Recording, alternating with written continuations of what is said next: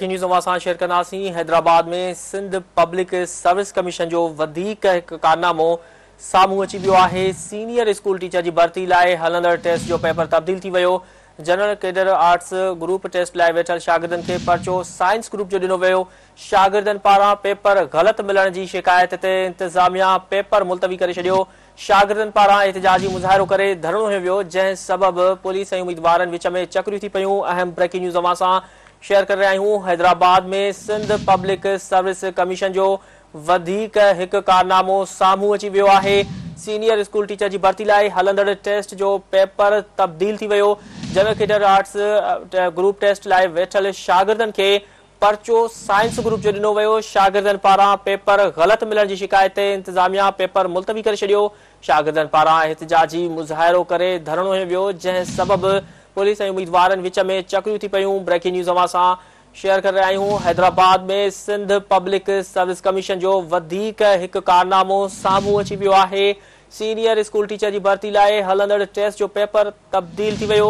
General cadre arts group test लाइ वेठल शागिर्दनि खे पर्चो साइंस ग्रुप जो ॾिनो वियो। शागिर्दनि पारां पेपर ग़लति मिलण जी शिकायत ते इंतिज़ामिया पेपर मुलतवी करे छॾियो। शागिर्दनि पारां एहतिजाजी मुज़ाहिरो करे धरणो हंयो वियो, जंहिं सबबि पुलिस ऐं उम्मीदवारनि विच में चकरियूं थी पयूं। हीअ अहम ख़बर असां सां शेयर कर रहा हूं। हैदराबाद में सिंध पब्लिक सर्विस कमीशन जो वधीक हिकु कारनामो साम्हूं अची वियो आहे। सीनियर स्कूल टीचर जी भर्ती लाइ हलंदड़ टेस्ट जो पेपर तब्दील कयो वियो। General cadre arts group test लाइ वेठल शागिर्दनि खे पर्चो साइंस ग्रुप जो ॾिनो वियो। शागिर्दनि पारां पेपर ग़लति मिलण जी शिकायत ते इंतिज़ामिया पेपर मुलतवी करे छॾियो।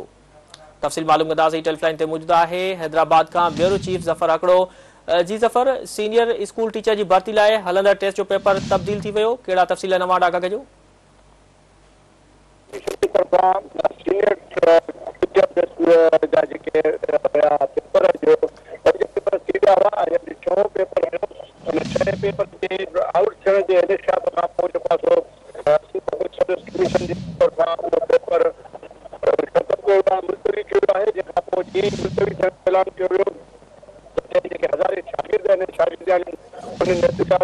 रोड ब्लॉक करे छॾियो आहे। हिन वक़्तु हैदराबाद